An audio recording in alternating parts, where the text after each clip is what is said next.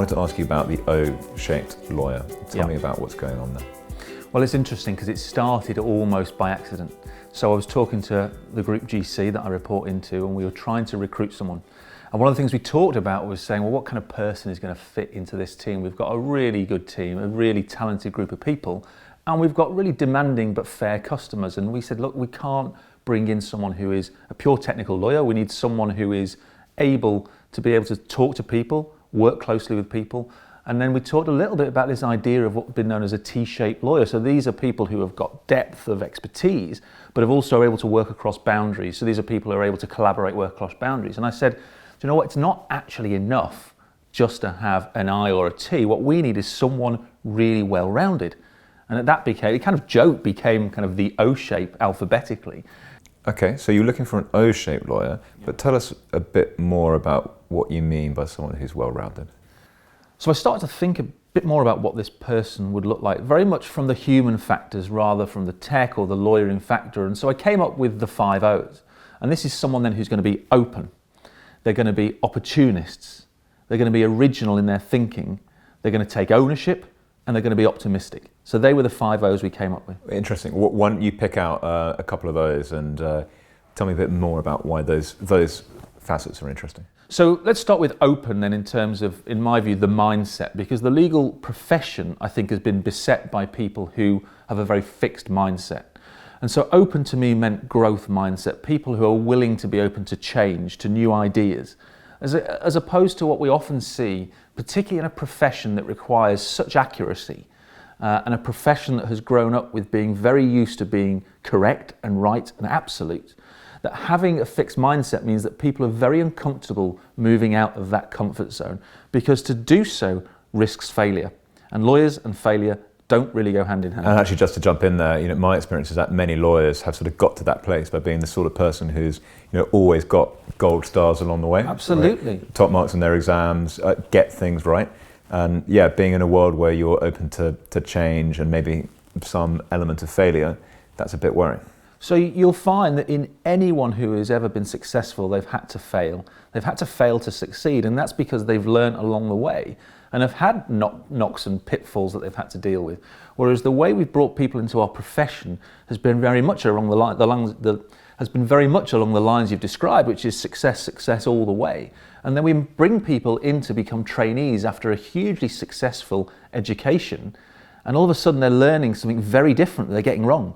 And it's difficult for them to deal with. So we're not preparing people very well with fixed mindsets, and that's why the openness was absolutely critical.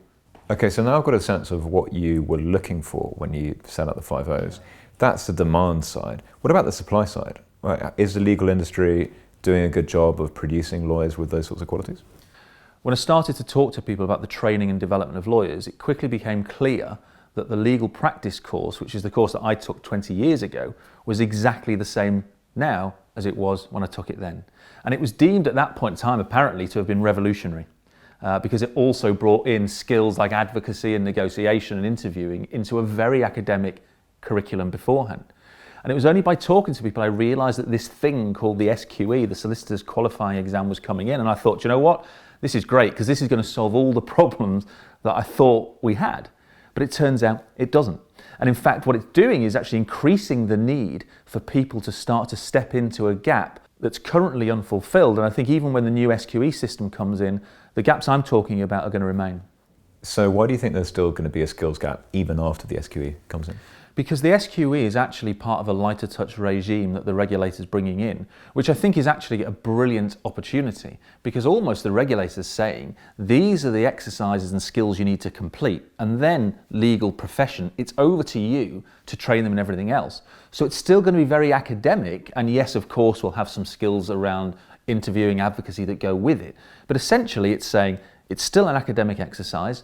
Law firms, corporates, whoever it is, over to you. Go and fill the gaps that you think you need to create the greatest lawyers going forward. Okay, so then in terms of that opportunity for filling gaps, tell me a bit more about the O-shaped lawyer project. What are you doing? Who's involved?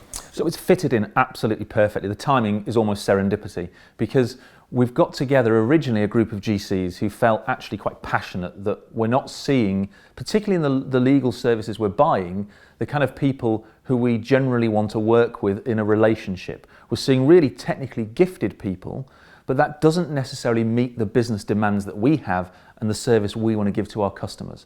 So this group of GCs said, actually, how are we going to look at what's changing within the training environment and take advantage and start to help people get trained in a broader set of skills and become these well-rounded individuals we're talking about. And so that's not necessarily saying pulling people into then train directly into in-house teams, but you're wanting to shape the whole legal education environment. So we are looking at disrupting the whole system, and not just the education environment in truth. We're looking at saying the education environment is the starting point, but what we're saying about O-shaped lawyers are going to be the O-shaped leaders of the future. So if we can start in the right place, get people when they're coming into the system and allow them to learn broader skills, allow them to be far more open about how they share their own skill sets, because these are talented people that come into our profession. They're talented people that come in bright-eyed, bushy-tailed and wanting to change the world. And what we do is funnel them into a really academic way of working. And so then those who are successful, those who are able to go from law school into traineeships where the training is still very academic and then continue up the food chain. And what you miss out on then are all these really good talents, these people coming into the system who are genuinely talented at a whole range of things that become almost obsolete because they're not relevant to the success of the law firm or wherever it is they're doing their continuing training. Okay, so what do you see the O-shaped lawyer project doing to make that transformation? So we've managed to bring together not just the GCs but also law firms, particularly the learning and development teams. We've brought together law schools who are really interested in working with us given the changes coming into the SQE in autumn 2021. So at the moment there's a lot of uncertainty about what that's going to look like, and there is no obvious leadership to try and fill that uncertainty and make up for it. So that's where the O-shaped group is stepping into, is becoming effectively the group and the glue that's bringing together this disparate industry and profession to try and collectively produce training and development that focuses on producing leaders, not just lawyers.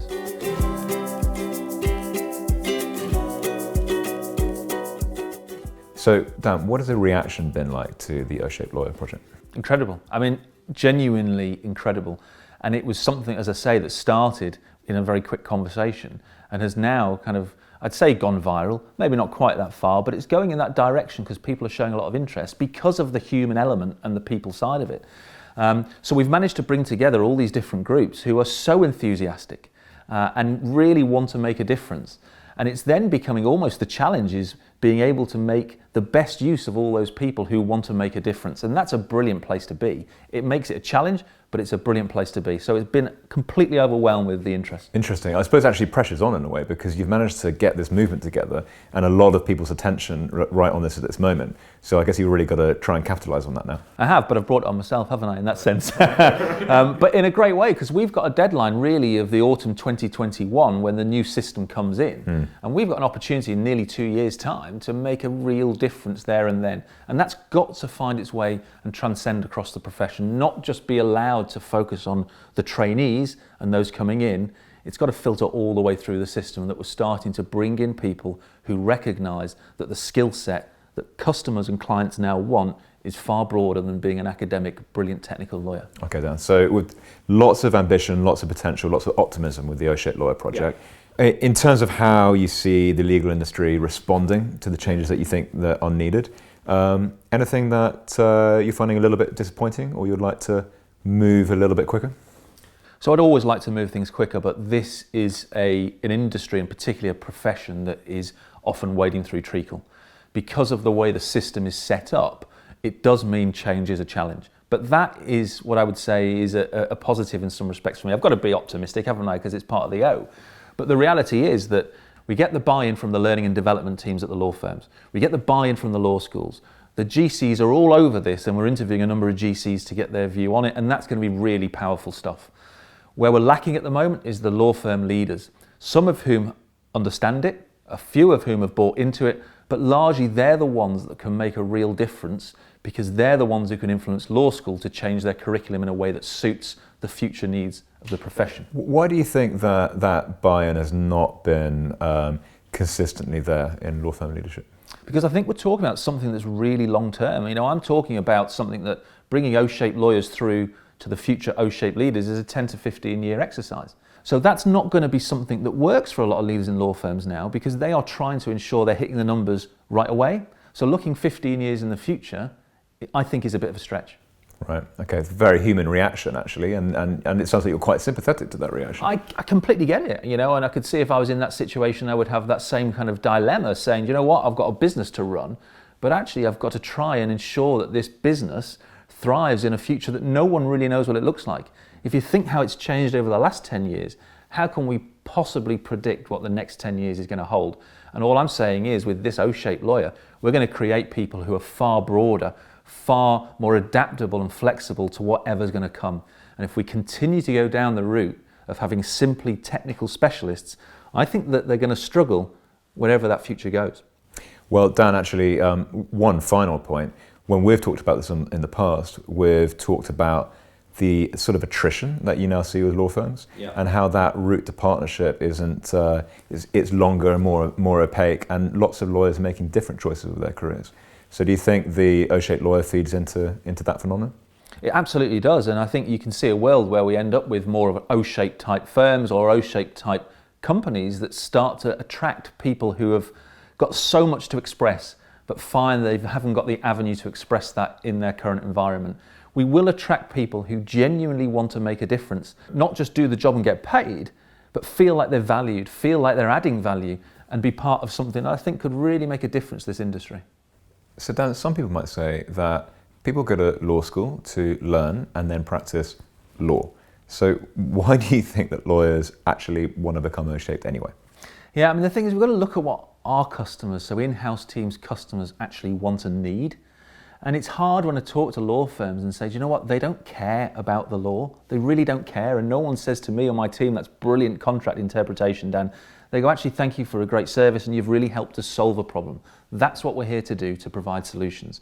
So their interest in the law is minimal, if non-existent. So if we're going to create lawyers that become better and better and sharper at black letter law, we're kind of missing what it is that the true customers of that service want and need. And that's why I think we'll see in the future people who want to have that breadth of skills, because they want to service those clients and those customers who genuinely need help and solutions. That's why you'll see O-shaped lawyers in the future. And I think it's an interesting perspective. Sometimes I get the sense from some, but not all, law firm lawyers, that they think of the immediate client, so maybe it's someone like you, and pleasing them and doing work for them, but maybe then don't necessarily make the leap of imagination to the universe of stakeholders beyond that person. Well, if you imagine, I don't have a full visibility over all of the lawyers at law firms having conversations with people in the business, and people who are in the business having those conversations are the people that really matter. So I don't always know what's going on. I have to trust people to do that and do it well. Yeah, it's an interesting one, Dan. Sometimes I feel when I speak, perhaps with maybe more junior law firm lawyers, they conceive of their client as being someone a bit like you, and they're going to face off with someone who maybe is legally trained themselves, and so they'll sort of get it, the black letter approach. What do you see? So we see that people in the business, our customers in the business, talk to fee earners day in, day out.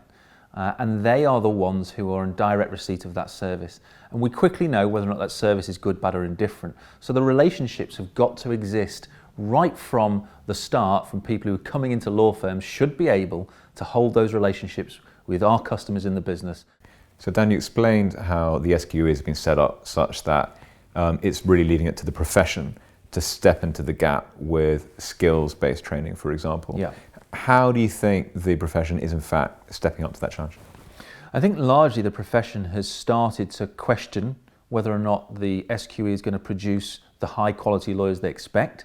I think there's been a lot of challenge, a lot of criticism, and I think that's probably missing the point actually, that this is not a threat to them. Actually, this is a fantastic opportunity. And I think we're taking far too much of a lawyerly type approach, which is find 100 things wrong with it, rather than take what it is and think, wow, we could do something wholly different with our training regime.